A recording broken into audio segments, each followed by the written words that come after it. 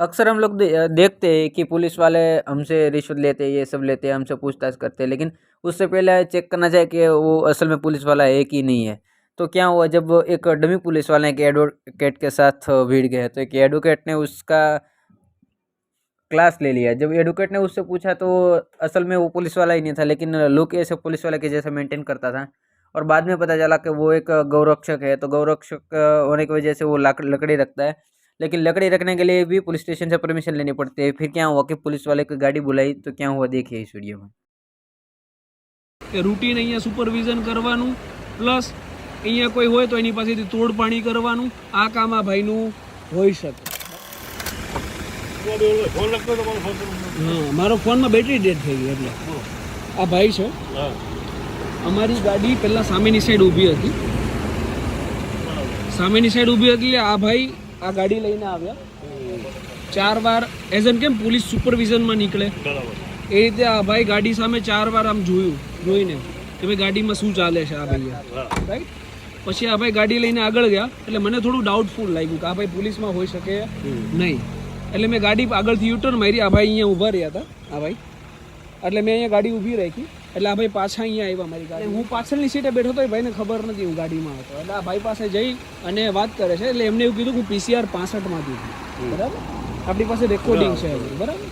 તો PCR 65માંથી આ ભાઈ છે નહીં, આ ભાઈ પોલીસમાં પણ છે નહીં, ગાડીમાં નંબર પ્લેટ પણ નથી, ગાડીમાં દંડો રાખ્યો છે, આખા લુક મેન્ટેન રાખે છે પોલીસ જેવો, બરાબર. અને જ્યારે ઇન્ક્વાયરી કરી એટલે એણે મને એવું કીધું કે હું ગૌરક્ષકમાંથી કોઈ પ્રમુખ છું અને મારું કામ છે અહીંયા દેખરેખ રાખવાનું. મેં કીધું તમને એવું કોઈ પરવાની આપ્યું હોય કોઈએ તો અમને જણાવો, એવી કોઈ પણ વસ્તુ છે નહીં. એટલે આ ભાઈનું કામ મને એવું લાગે છે કે રૂટીન અહીંયા સુપરવિઝન કરવાનું પ્લસ અહીંયા કોઈ હોય તો એની પાસેથી તોડપાણી કરવાનું આ કામ આ ભાઈનું હોઈ શકે, બરાબર. એટલે આમણે જે ખોટી પોલીસની ઓળખાણ આપી, જે ગાડીમાં દંડો રાખ્યો છે, ગાડીમાં નંબર પ્લેટ નથી, એ અંતર્ગત આ ભાઈ ઉપર તમામ કાર્યવાહી થવી જોઈએ, આપણી એવી વિનંતી છે, બરાબર.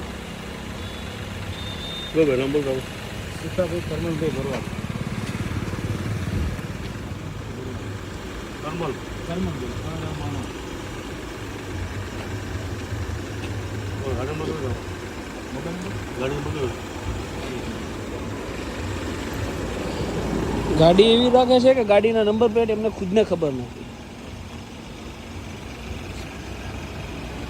ગાડીની નંબર પ્લેટ સાચી છે કે ખોટી એ પણ તપાસ કરાવો.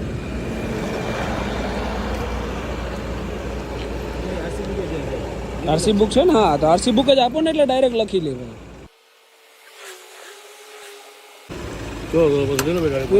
આમની ગાડી લઈ લેજો. પેલા તો આમનું છે ને હેલ્મેટ, આ નંબર પ્લેટ નથી એના પેલું ચલાણ બનાવજો.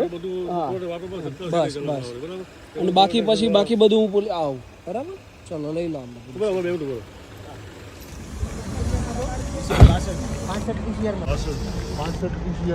ગાડીમાં કેમ નંબર પ્લેટ નથી તમારા? હું ગૌરક્ષક પ્રમુખ છું, ગાડી નંબર નથી રાખતો. PCR 65 માં છો એમ જો ને? તમે પોલીસમાં છો એવી ઓળખાણ આપી ને? PCR 65 શું થાય? એટલે PCR 65 નો મારો મિત્ર છે. હા હા, મિત્ર. એક મિનિટ હવે મારું સાચું ઓલું મેં ન કીધું તમને. તમે પોલીસની ઓળખાણ કેમ આપો છો? એટલે સાહેબ ડાયરેક્ટ મને ડાયરેક્ટ પૂછ્યું એના હિસાબથી મેં કીધું તમને. ઓકે, તમારી ગાડીમાં નંબર પ્લેટ કેમ નથી? નંબર પ્લેટ સાહેબ હું ગૌરક્ષક પ્રમુખ છું એટલે નંબર પ્લેટ નથી રાખતો. એટલે તમે ગૌરક્ષક પ્રમુખ હોય એટલે તમને લાયસન્સ મળે, નંબર પ્લેટ નહીં રાખવાનું? ના ના, એવું નથી. મારે જોખમનું કામ હોય ને સાહેબ એના હિસાબથી. એટલે નંબર પ્લેટ નહીં રાખવાનું? એટલે જોખમનું કામ હોય એના હિસાબથી નથી રાખતો. તમે વોચ શું રાખો અહીંયા? તમારું કામ શું છે? મારું સાહેબ બાતમી મળે ને એટલે ગાડી ગાયોને હાથે ગાડી નીકળતી હોય હા, એટલે તમારે ગાડીઓમાં જોવાનું કામ છે હા, તમારું? ગાડીઓ ગાયો ભરીને. આ કામ તમને કોણ આપે? સોંપે કોણ આ કામ? હું બજરંગ સેનામાં ગૌરક્ષક પ્રમુખ. હા, તમે કામ શું કરો? પોલીસનું કામ કરો? ના ના ના સાહેબ, હું ગૌરક્ષક પ્રમુખ છું ને. બરાબર. પોલીસમાં ઓળખાણ કેવી તમારી? હા, પોલીસમાં ઓળખાણ છે? પોલીસમાં બધાને ઓળખું છે. બધાને ઓળખો ને? પાછળ નંબર પ્લેટ છે? હા, પાછળ છે. કે બી SSR નથી, MS ની છે ને? હા, એમ. દંડો કેમ રાખ્યો છે ગાડીમાં? સાહેબ ગૌરક્ષક પ્રમુખ છો, દંડો રાખવો પડે મારે. દંડો રાખવો પડે. આ દંડાની પરવાનગી લીધી તમે? ના, મતલબ સાહેબ હોય જ નહીં ને અમારા દંડા. GP Act 135 મુજબ તમારે પરવાનગી લેવી પડે. હા, આ દંડો તમે ના રાખી શકો. હા જી. આ કાયદો સમજાવું તમને. હા, 100 નંબર ડાયલ કરો. અને ગમે ત્યારે વાહન ચાલકો આગળ મનમાની ના ચલાવો. નામ શું તમારું? મારી વાત સાંભળો સાહેબ, મને નામ શું તમારું? સુખાભાઈ કરમણભાઈ ભરવાડ. સુખાભાઈ ભરવાડ. હા, વાહન ચાલકો આગળ મનમાની ના ચલાવો. તમારે 4 વ્હીલ ગાડી ઊભી હતી ને, નથી મેં સાહેબ, સાંભળો, આ 4 વ્હીલ ગાડી ઊભી હતી ને, તમે 3 વાર પાછળ ફરીને જોયું ગાડીમાં, રાઈટ? એટલે આ રસ્તા ઉપર ગાડીઓ જેટલી ઊભી હોય એનું સુપરવિઝન કરવાનું કામ તમારું નથી. સાહેબ મેં કીધું કોઈ ઓળખીતા ભાઈ છે એના હિસાબથી મેં જોયું છે. હા, એટલે તમારું કામ એ સુપરવિઝન કરવાનું નથી. હા, પોલીસનું કામ જે છે એ પોલીસને કરવા દો. તમે પોલીસમાં નથી, તમે લુક ભલે પોલીસ ના રાખતા હોય પણ પોલીસનું કામ નથી. હા, બસ બસ. અને આ નંબર પ્લેટ રાખો અને દંડા ગાડીમાંથી કાઢી નાખો, બરાબર? સાહેબ લાકડી તો મારી ગાડીમાં રહેશે જ સાહેબ. લાકડી તમારી ગાડી. પ્રમુખ છું, અડધી રાતે રખડતા હોય એટલે જોખમનું કામ. ચાલો ચાલો, હવે પીસીઆર બોલાવો. આ લાકડી હું નહીં રાખું, બાકી બીજી લાકડી રાખીશ, બરોબર? લાકડી ગાડીમાં હોવી જ ના જોઈએ, એવું કહું છું. લાકડી હોવી જ ન જોઈએ, આખી ઓલી કોઈ પણ લાકડી ના હોવી જોઈએ. હું જીપી 135 મુજબ ફરિયાદ નોંધાવી, હું સિરિયસલી કહું તમને, આ લાકડી ના હોવી જોઈએ. લાકડી નહીં રાખું, આ લાકડી લાકડી ના હોવી જોઈએ. અને તમારે લાકડી રાખવી હોય ને તો તમારે તમારું જે તે એરિયા પોલીસ સ્ટેશન હોય ને એમાં અરજી આપો કે તમારે કયા કયા પરવાનગી સાથે રાખો. મારી ગાડી ખોલો, એમાં લાકડી તમને નહીં દેખાય. તમારથી વધારે મને જોખમ છે કે નથી? તમને જોખમ હું તમને ઓળખું. હા, hello, control room, advocate Mehul Bogra.